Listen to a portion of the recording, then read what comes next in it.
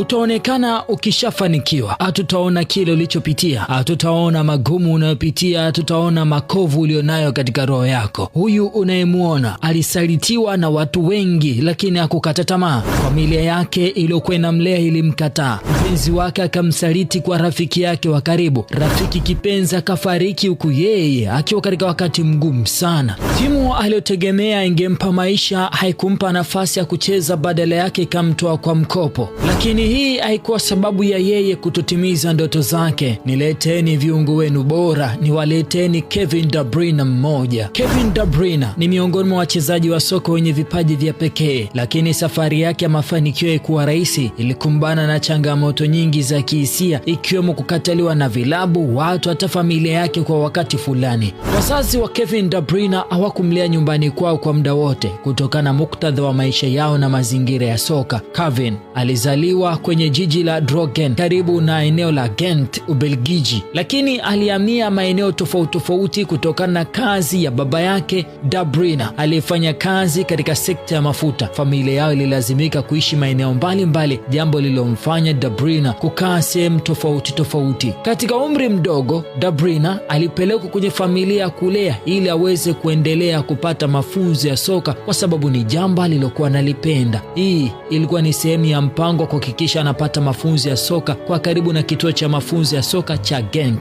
Wakaamua kutafuta familia ya kumlea wakati akiendelea kupata hayo mafunzo. Hata hivyo hakuchukua muda mrefu, kutokana na ukimya wake na tabia yake ya kujitenga na watu wengine. Familia hiyo iliona haiwezi ikaendelea kumlea mtoto mwenye tabia hizo, huku wakidai ana kiburi. Lakini hii haikuwa sababu. Mama yake Anna De Bruyne alichukua jukumu pamoja na baba yake mzee De Bruyne kuhakikisha kwamba mtoto anapata malezi bora na anafikia ndoto yake.